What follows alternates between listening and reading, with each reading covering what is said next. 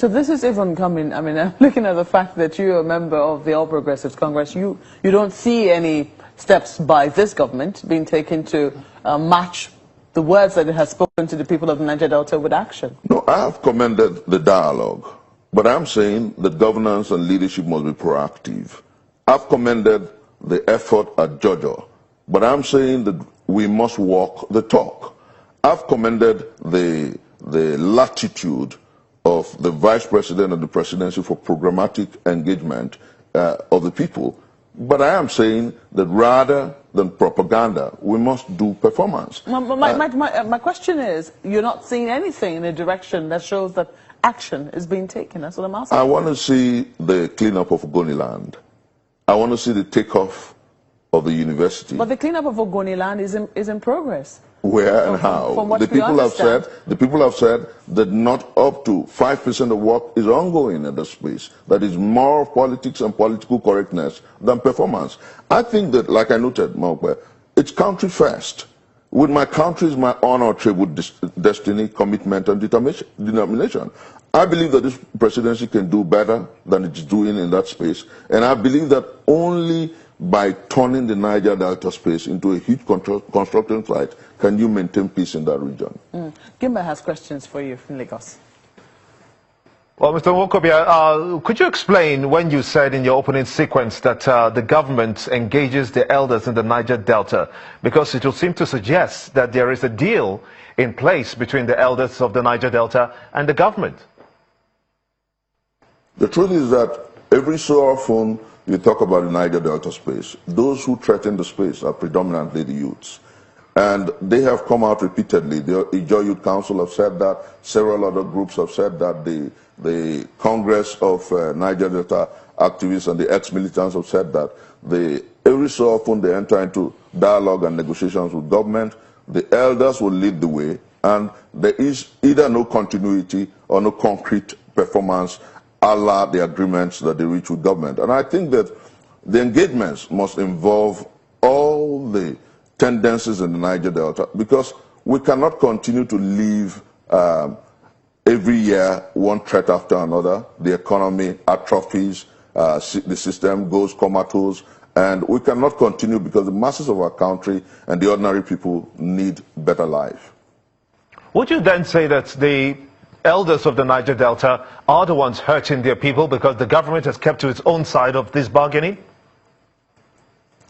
I think that it is extremely benevolent to say that government has kept on its side of the bargain. Let me clarify that. Let me clarify that for you, because you did hear in that report we played when the vice president, who at some point before, when the president was ill and he was vice president, he was acting president at the time, he visited nearly almost every other state in the Niger Delta area. He made some promises, and one of which is that the amnesty program that is currently ongoing is largely supported by this government than any other past government. Is that a good place to start?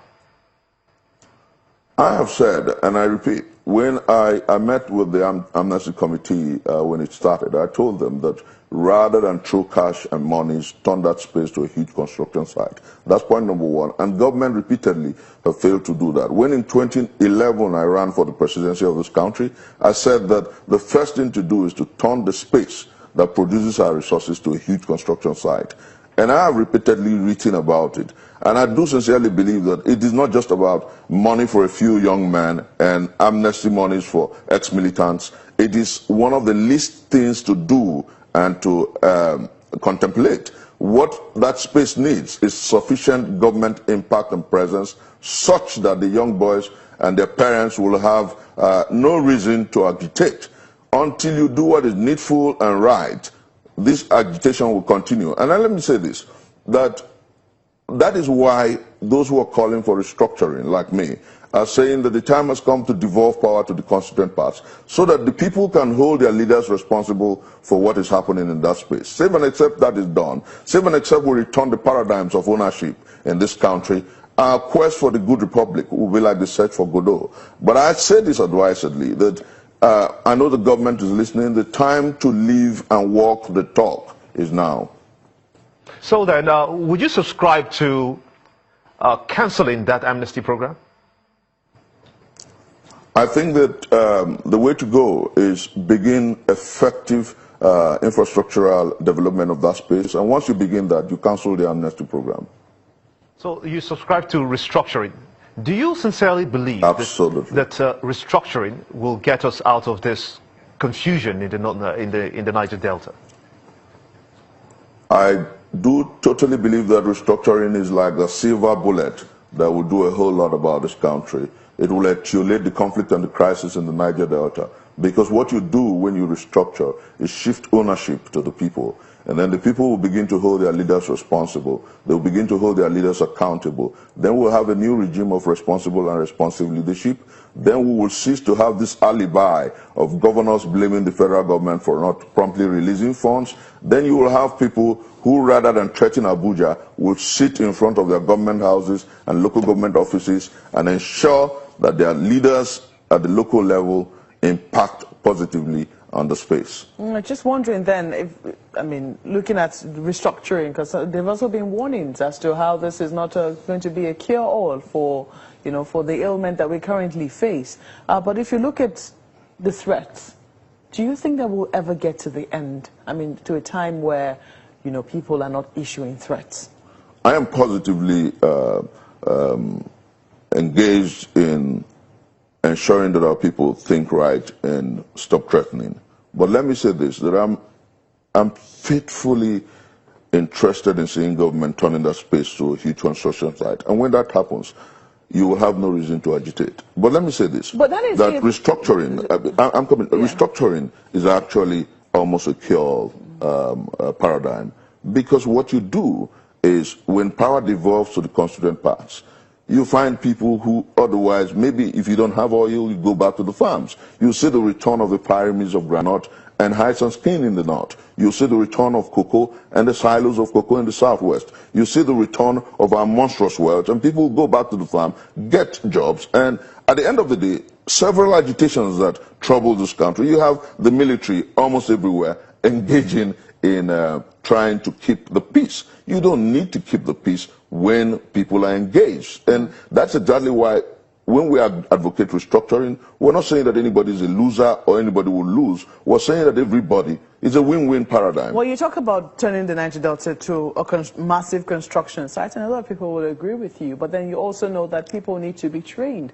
People need to have skills to be able to benefit from, whatever economy comes out of turning the Niger Delta into a massive construction site.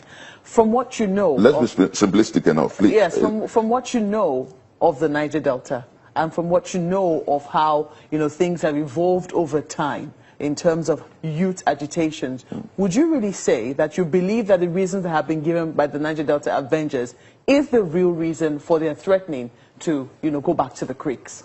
I'm not a clairvoyant, but I know that there are valid reasons for threats. I'm not a clairvoyant, but I know that the people have sufficient reason to agitate. I'm not a clairvoyant, but I know that that space is left almost unattended. But I know that there is hope in the horizon. And what government must do is engage the people. And then in terms of training, you have, if you look at it simplistically, you don't have, all over the world, every citizen must not be a professional or must not be really trained. You have masons, you have those who fetch water in construction sites, you have several things people can do. When you turn that space into a huge construction site, those who are not professionals will have some jobs to do. You will essentially attenuate and diminish the army of the unemployed who continue every so often to threaten the space. If you speak with some governors in the Niger Delta, they will tell you about how some youths are used to free money, and that when free money is not coming in, then there's also the resort to violence. I'm simply asking, do you also think that the fact that perhaps this largesse is not as big as it ought to be, or maybe it's not coming in as frequently as it ought to, could also be part of the fueling these agitations? Free money is a result of the poor policy articulation regarding intervention in the Niger Delta. And it is never too late to do what is right.